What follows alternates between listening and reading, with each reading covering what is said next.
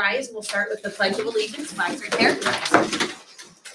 I pledge allegiance to the flag of the United States of America and to the republic for which it stands, one nation, under God, indivisible, with liberty and justice for all. Thank you. And just a reminder, as we're getting ready for tonight, our mission and priorities is to have academic excellence, and we're excited to get the year rolling. Recruit and retain staff. Right now we're in the retain. I think we've recruited for the year. Resource management and community relations. So we are ready to do roll call. Dominic. Here. Fields. Here. Fields. Or Fisher. Here. McConnell. Here. Silva. Here. And then we're looking for a motion to approve the agenda. I'll make a motion to approve the agenda. I'll second. Please call the roll. Fields. Aye. Dominic. Aye. Fisher. Aye. McConnell. Aye. Silva. Aye. Okay.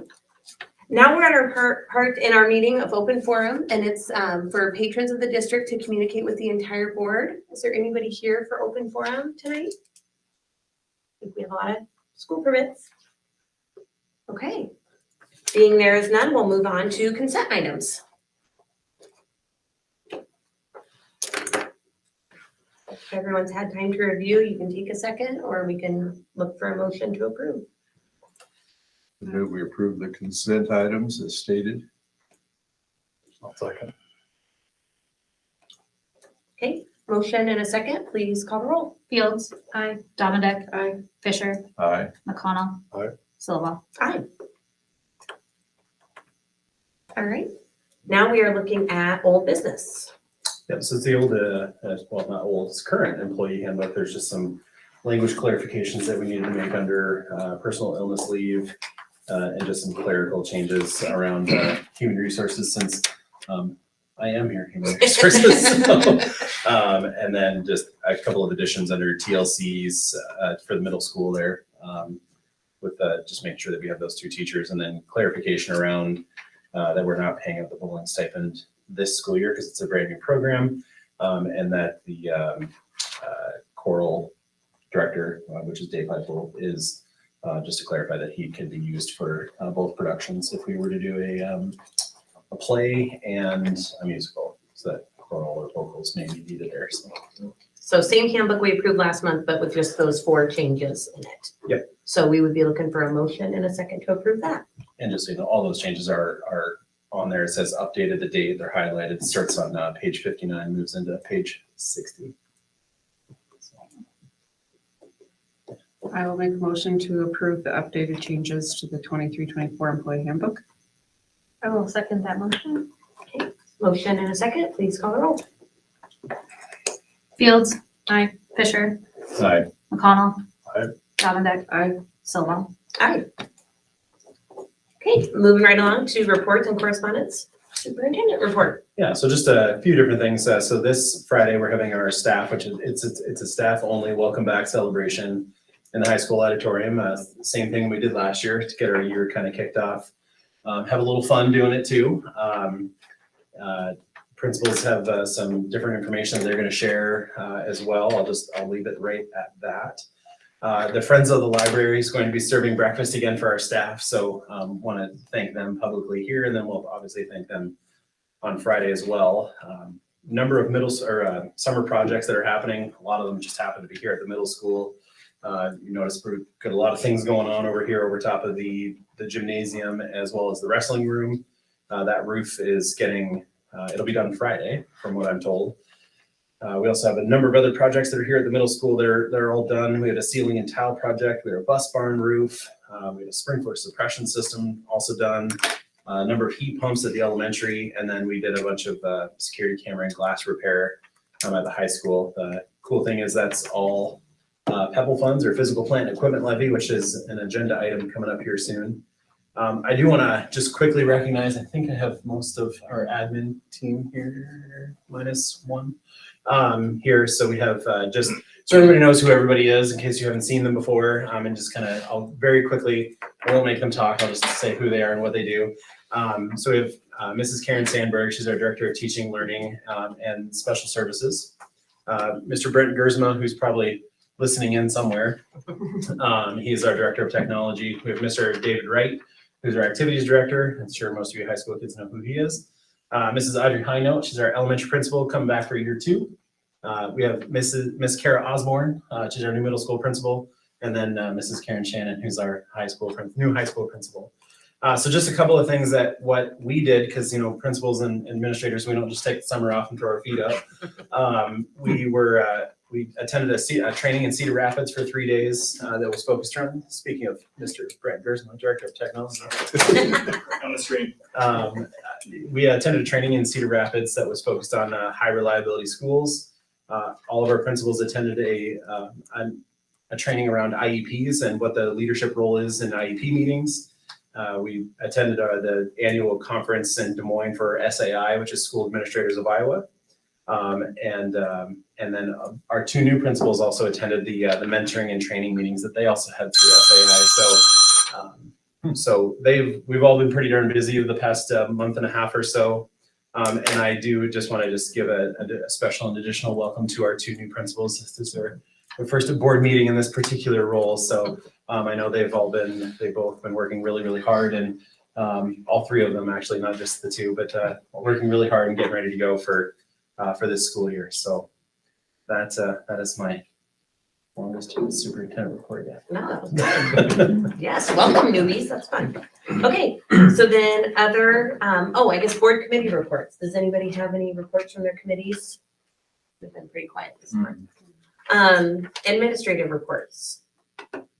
And I don't think we'll really piece through those piece by piece, but any comments or things on that?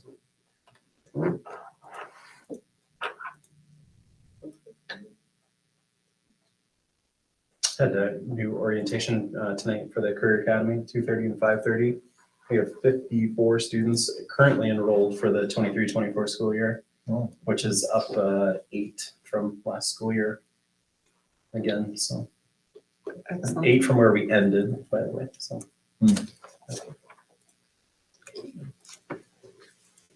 All right, any other reports or correspondence? What's the goal on that, Brett, to get to, was it 60? So our maximum seat capacity is 75. 75. Yeah, Okay. and so this year is actually we have the most out of Greene County students that we've had this year. We're up to 7 now. Oh, good. So at the orientation tonight, there were 4 kids from Panorama and 1 from ACGC Oh. who are coming up for our nursing program, and then the other one's coming up for welding. Good. Someone from ACGC is coming for welding. Yeah, that's the goal, is to That is bring the in other more goal, too. district, isn't it? Yeah. Yep, to make it a regional center. Yep. Yeah, that's good. That's good. Awesome. Okay, new business. Let you start with that one. All right, so this is the big one. We've been talking about it for quite a while. So it's our resolution to have the voter approved PEPAL hit the ballot November 7th. So we are going to look for a motion from our board to put this on the ballot for November 7th, 2023. The ballot will ask for us to continue the voter approved PEPAL at a maximum rate of $1.34 per thousand, and that is all property tax. And then also for us to continue the income surtax imposed by the district, which right now is at 3%. Just as a reminder, this is not new. We have always had this. It has the highest it's ever been actually was last school year when it was at $1.03. This year it's at $1.01. And we I'm going to make a guarantee. I'll be so bold to make a guarantee that we will not exceed the $1.01 moving forward. That will be the highest that I'll keep that at, so that we can make a commitment to continually doing everything we can to lower the overall property tax rate for our community members. So it'll be so there should be, if we can put that little graphic up there. So kind of show, I gotta reverse this. Sean, page. it's under flyer. Like The it's a different pepper link. flyer, if you go back to the board in the site, yep. Right underneath. Cool. So again, just to kind of, what is this? We have some parents in here as well. So what is PEPAL? It's an acronym for Physical Plant and Equipment Levy. And this particular voter approved PEPAL is the one that allows us to get the most. We have a board approved PEPAL, which is only at a maximum of 33 cents per thousand. which doesn't require public action. It's just simply on the board. The voter-approved PEPAL, however, it does need to be renewed every 10 years. And so what we can use it for is transportation. So if we need new buses, new school vehicles, just maintenance on those vehicles, repairs, renovations, expansions, demolition equipment for our buildings, or we can use it for technology. So actually the technology that you see in this room is all purchased through those PEPAL dollars there as well. So audiovisual, it's our learning equipment, it's our non-instructional software. So think about Infinite Campus. When you go to register your student, again, that software every year is paid for through PEPAL dollars, and it's all funded through property taxes. So some of the past uses that we've had, I kind of touched on a few of them.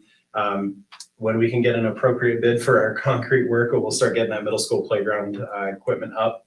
All the student Chromebooks and computers that we have in each classroom, all of our touchscreen displays, the scoreboards that went into the high school gym and Lindusket Field, the roof replacement here at the middle school, as well as just a number of building security updates, and then eventually the demolition of our old admin offices would be another example. And so that chart there just shows what our tax rate or levy rate has been on that voter-approved PEPAL going all the way back to 2017. And then including this year as well. So, and then the two bars on the far left just indicate that $1.34 is the absolute maximum you can go. The median is about 79 cents. That's for the entire state. And there is only one district in the entire state that does not have a voter approved PEPAL. So it's at 0. So that's why you see that. So, so that is the notes. So tonight, what the board is going to be doing is making sure we can get it on the ballot in November. And so we're going to be looking for a motion, and you guys all have kind of a copy of the motion. It's just this little 2-page. So if anyone wants to read that and say they would make a motion to bring forward a resolution and then read the rest of that, that's the motion and second that we're looking for tonight. I'll move that we pass a resolution ordering election on the question of continuing the levy and impose a voter-approved physical plant and equipment property tax and income surtax. I'll second. Motion and a second. Any other discussion? All right. Please call roll. McConnell. Aye. Fisher. Aye. Fields. Aye. Dominic. Aye. Silva. Aye. Great, thank you. Any And other questions? Ask any of I've us. seen some publicity about this. You're going to continue to inform the public. Oh, yes. Yeah, and work on You bet. making sure everybody understands what this is about. And, yeah, good. Yes, sir.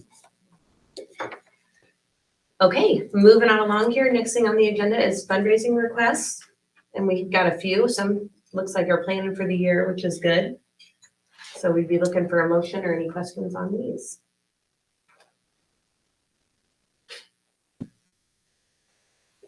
I'll make a motion to approve the fundraising requests that have been presented.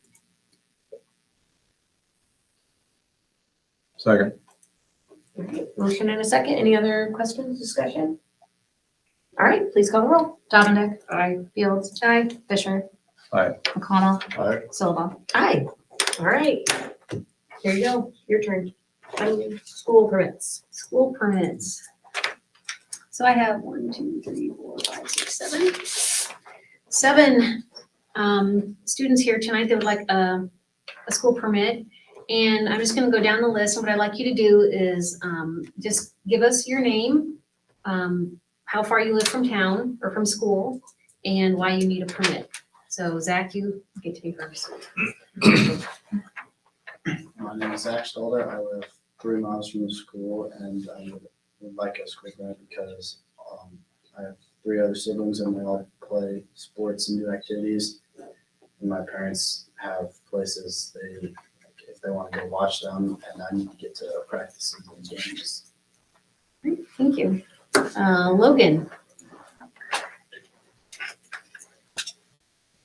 My name is Logan Edwards. I live in Scranton, and the reason I want one is so that way I'll be able to participate in more school activities because my father's hours vary and my mother can drive. Nevaeh. I'm Nevaeh Kelly, and I live about 2.5 miles away from the school, and I do cheer and volleyball, and my dad doesn't have a way to get me back and forth all the time, and he has to take a lot of time out of work to take me back and forth to those sports. So school permit would be nice in case I have to get out of work for me.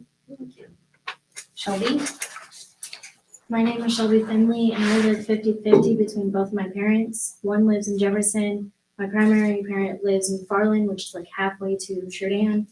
And I would like a school permit because neither my brother or my parents will be reliable, as my brother is a senior and the schedule will vary. My parents work early in the morning and late in the afternoon. Thank you. Paisley?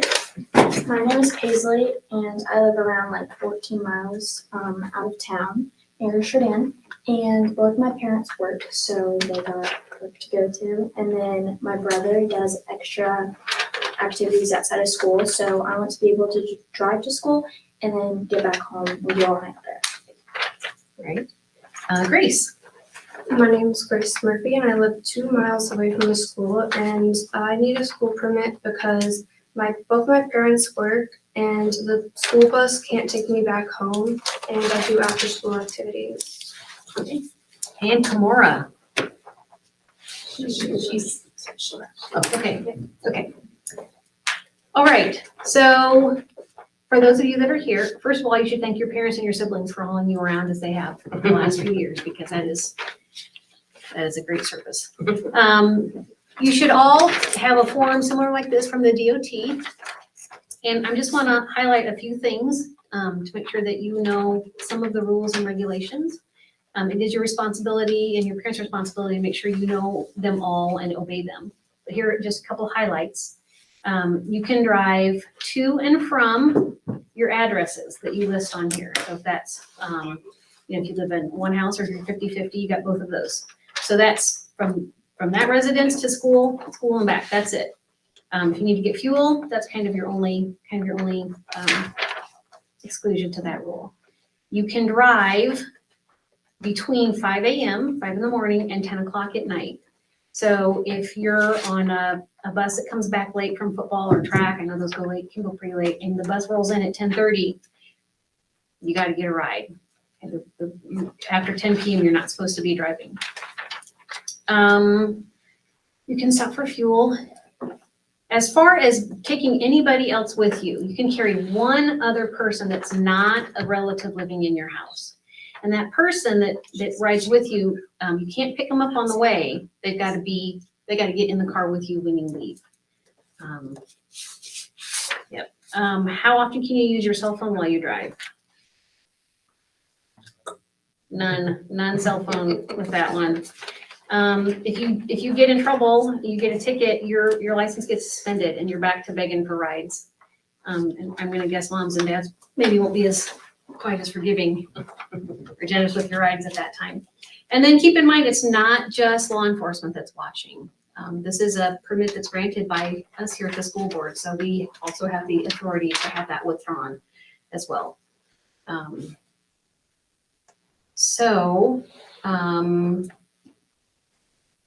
We'll make a motion here in a little bit, and then you will have Bonnie sign off on your sheet, and then you will still need to take the sheet up to the courthouse to get your final everything signed off. So I would make a motion to approve school permits for the kids that are listed on that, well, not there anymore, listed on my sheet. I'll second. So there's a motion and a second to approve the ones on the sheet that are here, right? Right, so, okay, please call the roll. Fisher. Aye. Davenport. Aye. Fields. Aye. McConnell. Aye. Silva. Aye, all right, come on up, let's sign them off here. Thank you guys very much. Now, you guys are welcome to stay and enjoy the meeting, or you're welcome to leave, up to you. Everybody laughs at that. Sign it out. We should just make it your government requirement right now. Thank you guys. Oh, sorry, can't see over my teeth. That's true. Thanks, Zach. See ya. See you guys. Thank you. Yeah. All right, there you go. Thank you so much. You are welcome. That was a good estimate to have them say how far away they are. Thank you. What was the first one? I see that.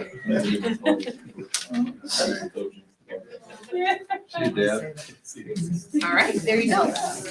Yeah, congratulations, guys. Yes, I think she'll update them all. So she has our words. Yeah, you're welcome.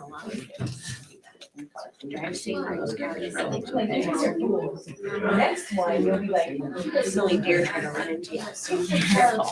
Yes, thank you. Sitting on that, sitting on friends. All right, if anyone wants to sit by Brent, they can move now. Otherwise, we'll continue on to item D, which is the 23-24 handbooks for the students and parents. So we'll start at elementary. Do we need a motion to approve each of these individually or all together? Altogether. Okay, so are there any questions as we got time to look through these? I know they took a ton of time and basically redid all of them. We're reducing our virtual waste. Yeah. 35 plus pages, I think, in both the middle school and elementary, or the middle school and high school. I'm not sure how many Audrey was able to reduce this year. More than 20. More than 12. Yeah, lots of stuff. So then they can see the important things. I mean, that's the gist of it. There's no need to double what's already in the policies for the board. They can go refer back. Any other comments or anything anybody wants to make on those, I think? Just so people understand too, why so many pages were taken out is that sometimes and a lot of times the board policy would be listed, like the policy number, and then all of the language of the policy. And so what they did is, in a lot of cases, they simply just made an appendix and said, you can refer to this policy, linked it to the policy that's already on the website instead of relisting out the entire policy again, unless those ones that were, some of those more ones that kind of really stuck with our legislation, specifically around like bullying and harassment and their discipline matrix, which is a requirement that is in all of our handbooks, which they all are now, that parents must sign off on, especially at high school. So that's by and large where a lot of the deletion came from, which I believe, go ahead. Another thing that legislation passed that all parents have to sign saying that they've received it and acknowledged it. And that was legislation that happened, I think, July 1, I think, is when it It took was. effect July 1. Yeah, so because of that, we figured maybe there'd be more parents' eyes on it. And when you have a handbook that's 83 pages long, they're a lot less inclined to read it. So we take out some verbiage could be found other places, or it's maybe just scenarios or examples. It makes it be a little more manageable. So, because we'll have to have parents make sure they're signing those. And they can sign them electronically, They can. Okay. They can, and I think that moving forward, we'll have a way to make sure that happens during our enrollment process. That's gonna be the best way, like we do a lot of other things. Right. The plan that I have right now for the elementary is not to have it be electronic. We have many conferences, we'll meet with our families then, and that's something that I'll have staff do with their families at many conferences, so. We'll have to get a little more creative probably at the high school because those generally aren't as attended as well, the open houses. So that we're gonna start there, but we may have to figure out some other avenues of how we can get those signed. We're kind of in that same boat. We're gonna have it ready at open house, but we'll create an avenue if it's not signed after open house. Okay, so then if there's no other questions, we'd be looking for a motion to approve all of D, which is A, B, and C, all the handbooks in one motion. So I make a motion to approve the 23-24 student parent handbooks. I will second that motion. all right, any other discussion? All right, please call the roll. Fisher, Aye. McConnell. Aye. Davender, Aye. Fields. Aye. Silva. Aye. All right, along the same line, now we're going to 23-24 bus driver handbooks. Were there any changes to this?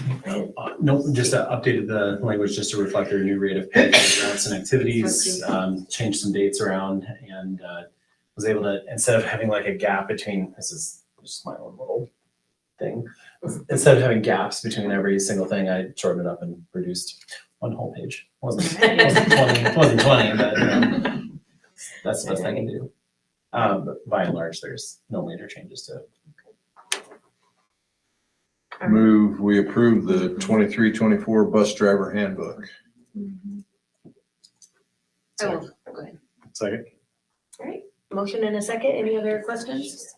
All right, please call the roll. Davin, Aye. Fields, aye. Fisher, Aye. McConnell. Aye. Silva. Aye.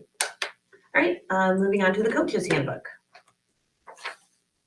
Anything really to note here much, Dave? No, the only changes in there and, would reflect whatever the student handbook that I put in there. So if there were changes in the student handbook for whatever those particular things was, I just updated that, the dates, and Mr. Abbott's, reminded me or informed me I forgot to put the start dates for bowling in there, so I will be adding that into that document. It's November 6th, if anybody has when practice starts, the games start November 20th, so.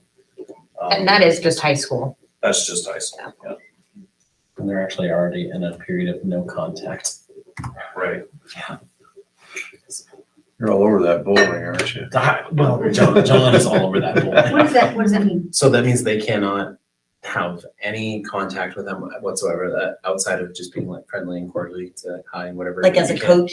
Yeah, he can't provide any coaching, any support, help, whatever with, and a number of those kids bowl at spare time and bowl on Saturdays in the junior league, and he is now not able to provide any guidance, so.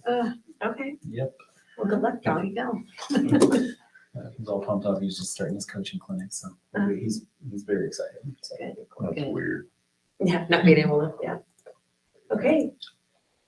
So would we have a motion for the coaches and director handbook? I'll move we approve the 23-24 coaches and director handbook. Second. Motion in a second. Any other questions? Discussion. All right, please call the roll. Fields, aye. McConnell. Aye. Davin, Aye. Fisher, Aye. Silva. Aye. Okay, going on along here to the telemental health service agreement. Yep, so this is the same one that we had last year. It's the exact same contract. It is $1,500 higher this year.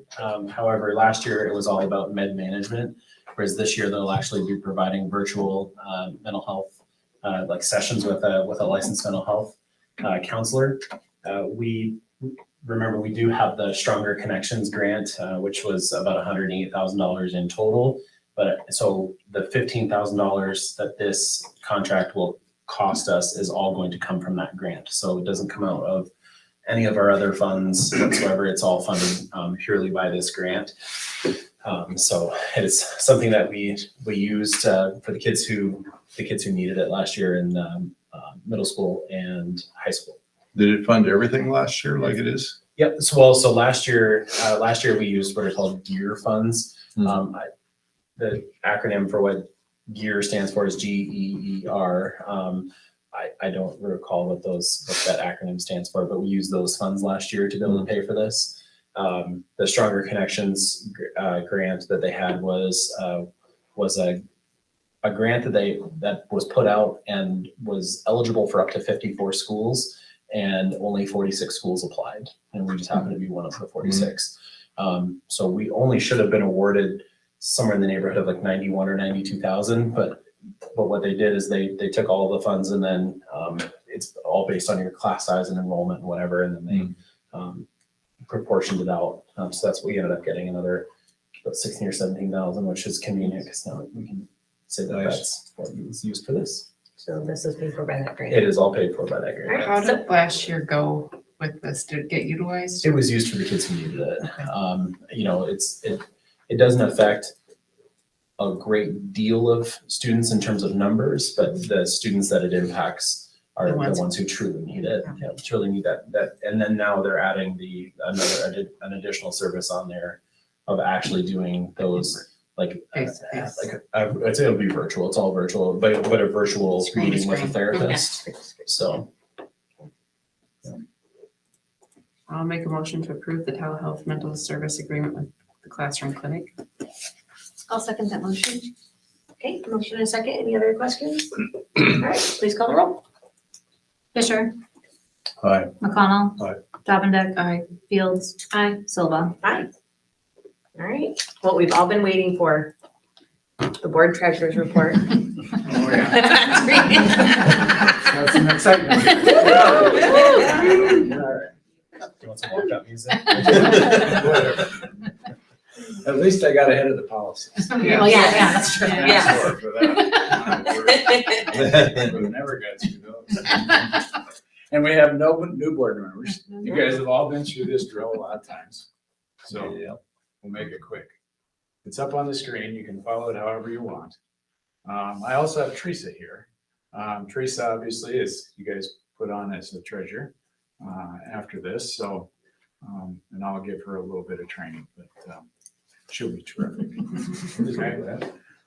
So what we do is we account for the funds for where we started the year, the receipts, the expenditures, where's our funds at the end of the year in each account. So we'll just start with that general. So we had a cash balance in our checking account of $284,258. We had investments of $2,245,000. So we had total assets in that account, total cash of $2,529,258. Add in the receipts for the year of $17,788,000. So we have $20,317,000 to account for. We spent $17,188,041 of that. So now we had total treasure assets left of $3,136,900. $2,515,000 of that was invested in various places, and $621,900 was the balance on the statement. So that would represent the statement balance. Okay. Do the same thing with the management account. You start with the balance. You have the investments, total assets $442,282, receipts $558,136. Total assets to account for then a little over $1 million. We spent $534,351. Total assets remaining $466,068. Investments of $455,000, leaving a balance on the statement of $11,068. Sales tax fund. Same thing. We had total assets of $679,154 starting the year. We had receipts of $2,510,000. Assets to account for $3,189,000, spent $1,162,000. So we had remaining assets of $2,026,000, of which $2,020,000 was invested, leaving the balance on a statement of $6,856. The PEPAL fund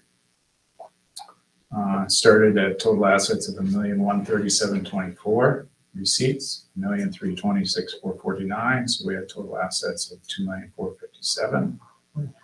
Expenditures of $1,223,962. Total assets at the end of the year, $1,233,211. $1,210,000 of that was invested, and the treasurer's balance was $23,211. The debt fund, total assets $125,000. Receipts into that account $2,438,000. Expenditures out of that account $2,410,000. Left total assets of $153,836. $15,000 was invested, and $138,180 was the balance. A year ago, we would have had the capital fund account, which was the construction of that high school. That was all closed out during your last fiscal year, so you don't see that on here anymore. Okay, a lot of funds flowed through there. So at the end, down at the bottom of that page is just where those dollars are at based on activity funds, which would be the active checking accounts. Home State Bank, 145, People's 645, Heartland, 11068, IceJet didn't have any in the checking. You can see where the securities or where the investments were held on each of those for a total of $6,215,000. Go over all the way over to the right, and so we had $7,016,873 to, that was our ending balances between what was on the bank statements and the investments. Okay, go to the second page. This is the reconciliation back to Laura's accounts. So you take the balance that was on the statement, so general account, this ties back to that first page, 621,900.15. There were outstanding checks of 617,301. There was an outstanding deposit of 13, and that balances back to Laura's balance on her checkbook of 17,925.34, excuse me. Management, same thing. You have the balance in the statement, you have an outstanding deposit, and that balances back.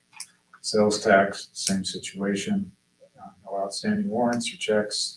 outstanding deposit, 22,812 is what Laura had in her checkbook. Same thing on the debt service, so that all reconciles back. Laura does a terrific job, she had a good trainer. Yeah, Brenda. And, I've told Teresa it just makes this job so easy that she couldn't help but take it. She was in here and basically did everything you just did, but last. Right. She knows everything. No, I was actually I know. panicked. Then Laura found me on the street, Laura or Karen and I, where's the packet? Where's Sid? I'm like, I don't know. Well, thanks, Sid. How many years have you done this? I don't know. Oh. I told Linda when I left home, I said, they're gonna ask me how many years. I don't know, but I worked with Colleen. Mm. She trained Brenda. Yeah, Mm. How Wow. long was Brenda here? 15 years here, and then 33? yeah. 15 something- as something like that. secretary. Yeah, Yeah. here at Greene County. That's true. Jefferson, Yeah, Scranton, yeah. and Greene County. And And East Colleen I Green. worked with for quite a while for that, so.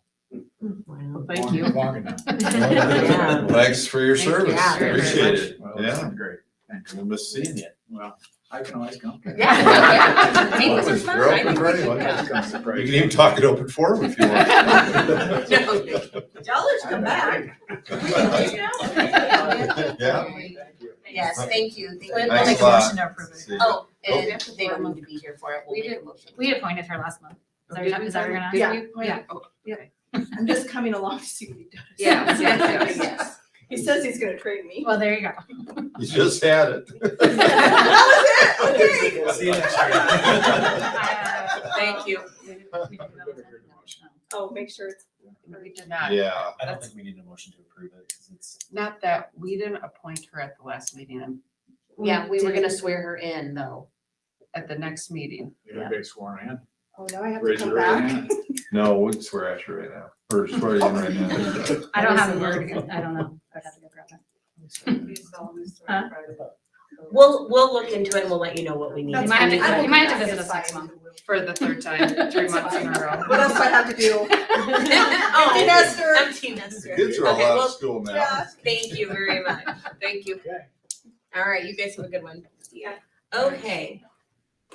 Whew, take a second to wrap your head around all that. Actually, we do need a motion. Yeah. All right, so we'd be looking for a motion to approve the 2022-2023 board treasurer's report. I will make that motion. Second. Okay, motion and a second. Any other questions? All right, please call the roll. Fields. Aye. McConnell. Aye. Davendek. Aye. Fisher. Aye. Silva. Aye. And just to clarify, we did, last month, we're looking at the minutes. Motion to appoint Teresa Hoyle as treasurer was moved and carried. So, Okay, yeah, I think we could have done something more formal, but she didn't, it's okay. okay. She knows she is that. Okay, first reading of board policy. So letter I is A through P. Do you want to talk to that? Yeah, there's just a couple there. So some of these are new policies, so which I can outline for you if you want to highlight some of them. So 40106, limitations to employment references. A lot of these are coming from Senate File 496. And so this one, it's a new and a mandatory policy. It essentially states that if we know that someone has done something highly inappropriate or illegal with a student, we cannot assist them in getting a new job. You'd think would stand to reason, but anyway. Now it's So I'm gonna start with just our new policies first, the ones that are completely new to us. 40205 is the required professional development for employees. This comes from House File 604 as another required and mandatory. It says any PD that the district may require of employees that we have to provide them notice. Regarding the section of the law or rules adopted that would require that training, we can't just say, well, you have to. So that's in there. 50307 and then E1 and E2 is the student disclosure of identity and required forms. Again, this just is in alignment with Senate File 496 that if a student wishes to be referred to by a different gender, that there's a process now. The administration of medication, those are just simply new and updated forms for us to be able to administer medication to students at school. That is, they are providing their own medications. Yep. I just wanted to make sure that. The 603.3 E5 is a new form about, it's a request for, to be able to prohibit student from accessing specific instructional materials. Again, goes along with the 496, it's just a new and updated form. And then the last new one is the 8045E1, which is the parental authorization and release form for administering medication. So this would be for students that may have an inhaler or an EpiPen or something. It essentially says that they have to fill out this form, but they're allowed to carry that on them and they can apply it to themselves. So that's what that form is there for. There wasn't a policy for that before? We had the policy for it, but this is now a form that they have to fill out so that we can have it documented instead of just saying, yes, you can carry It it. surprises me there wasn't already some, form or, anyway. And then so some of the updates that are in the other ones is in 105, the anti-bullying and harassment, we just updated the language completely from top to bottom just to match the recommendation from IASB. The child abuse reporting now it's a requirement that anybody over the age of 18 who works in our school system is required, they have to take the training for mandatory reporting. So you'll just see a lot of the language that says that anybody over the age of 18. What was it before? Was it just professional? 21 plus. Oh, it was 21, okay. So in the testing program, this again comes from Senate File 496. We have this policy in the past. Essentially, what it does is updates that original policy and just says that we will not collect students like social emotional information, their political, religious, or any of that affiliation. And if we may or might, but there we have to do informed consent. So any of the policies that were changed or new ones that were the result of legislative action, do we really have an option on those, or if it's codified, then we kind of just have to do it? we have to do it, but we also have to update. We just have to update based on the language that we're provided. I think that's generally, I'll say it's the easiest way to go, just to match what IASB provides, because they're the ones that are working with the legislators and getting, school calendar. No, this is not another new school calendar. It adds language that states that we may include up to 5 days or 30 hours of instruction delivered primarily over the internet. This goes along with Senate File 391. So I would just give us just a little flexibility if we happen to have a snow day or something like that, or multiple snow days in a row or something like that, so to avoid having to tack on days at the end of the calendar. And then the last of the policies we had, but the language update was on the health education, which just eliminated the language that states including sexually transmitted diseases and acquired immune deficiency syndrome. So just rather than strike that little particular text, I just struck the whole paragraph and just put the exact copy from IASB. Does that mean that those topics aren't being taught, or we're just not listing them out? There are topics that we are not required to teach. Okay. So these are all first reads, and so rather than improving each individual policy, the reason we did it like this was I compared it to what we do like on our normal policy review when we do, like, for example, we have 503.1 through 503.5, where those are all first reads there. And so rather than individually go through, we don't go through individual each policy. So but I wanted to spell them out, give a little bit of context to each one, and we can approve the first read of all of these. So we need a Question. Yeah. I'm following the directions. I'm supposed to say I'm Cindy Wise. I have a question about this. Would you explain the process when you say, first read, and how does that mean you get to a second read, and how, would you just explain the process of approval? Sure. Yeah. Yep. So for first reads essentially says that we're presenting it, so that the policy has not changed even after the first read.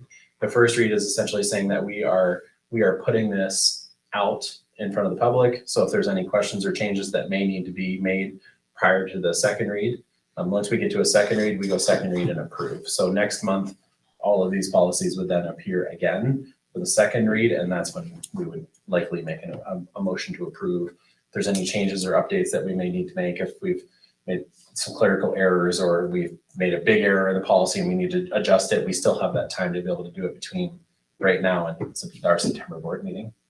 So they were all on the screen tonight, you mean? Yeah, and you can access all of them Okay. too, yeah. Well, you can't access them off of your board. All you have to do is request it and it can be sent to you. Okay. So if we'll get it to you. Okay, Yep. so like if a parent wants to ask questions, who should they contact and to make comment or ask questions Me. before the second read? Me. Just give you a call Yep. before the second read? Yep. Yeah, and I will tell you that each one of these policies, the reason that I am on here is that we are required under law to have them, Uh-huh. every single one of Sure. these. That's why there's a lot. Mhm. Yeah, okay. So that'll be your answer if you ask about No. it. We're required by law to do it. No, if there's any further questions, I I'd be will, of happy, course, I yes. will, yes. Or you can ask me and then I'll call him and ask him and then I'll tell, no, I'm kidding, call him. That's one thing, parents don't typically reach out to me on these types of things, but I'd be more than welcome to entertain and I wish they would more. I do you know. too. Yep. But thank you for sharing how that works. Yeah, thanks. So we need a motion to approve the first reading of all these different policies, is that Can correct? I ask some questions though? yes, sure. Okay. So if we look at 503.07, the student disclosure of identity. Mhm. The last sentence of the second paragraph says, this requirement also applies to all nicknames. Correct. So is that regardless of the child's, does that apply to everybody? So we have he's registered as William, but he goes by Bill, or he goes by Billy, and he's done that forever. Then I think we need some clarification so parents know. Let's look at that first sentence there. Says if a student makes a request to a licensed employee to accommodate a gender identity, name, or pronoun that is different than what was assigned to the student in the student's registration forms or records, the licensed employee is required by Iowa law to report the request to an administrator. So if they are requesting a nickname change that would fit under one of those things, then they report it to teacher then reports it to the administrator, and then we are to contact parents. So if William has gone by Billy, but now he's in 5th grade and he wants to go by Bill, That's okay. then that That's fine. falls under that category. Right, so teacher would report it to the administrator calls home, says, hey, William wants to go by Bill now. Is this okay with you? Yes or no? They say Okay. no. If they say yes, great, I need you to come call. Doesn't that just So mean teachers gender- aren't obligated to call them by, Not until it's officially changed Yeah. in the student information system. Correct, but also a teacher is gonna call a kid by what they by want what to they be call. Probably, we gotta make sure that we're doing things as they're, It takes the responsibility out of the teacher's hands and puts it up front, so there's a form and file and correct. everybody's upfront about it all. There's a place in Infinite Campus for nickname.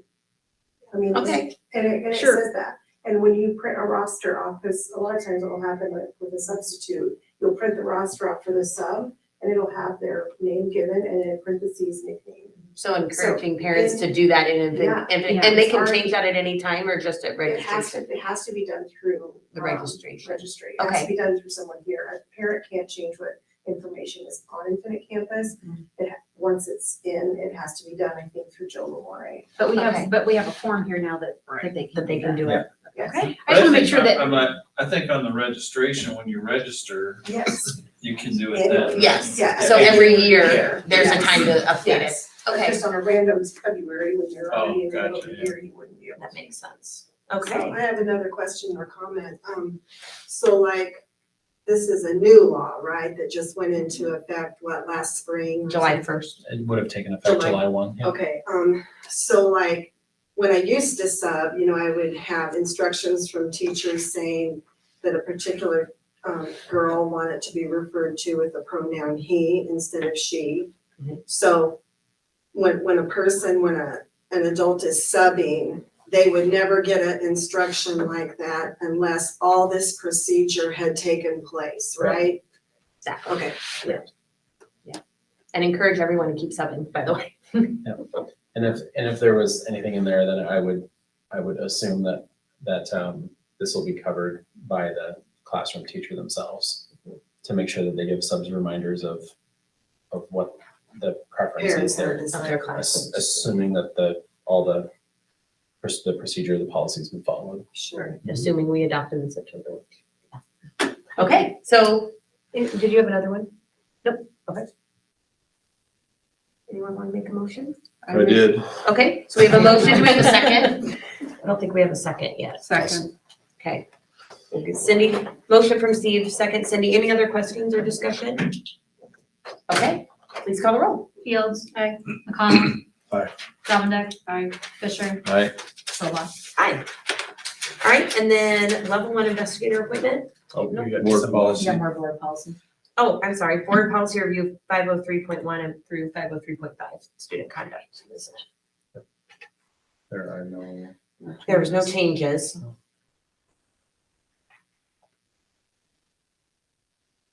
I will make a motion to approve board policy reviews of 503.1 through 503.5. I'll second. Motion and a second. Any other discussion?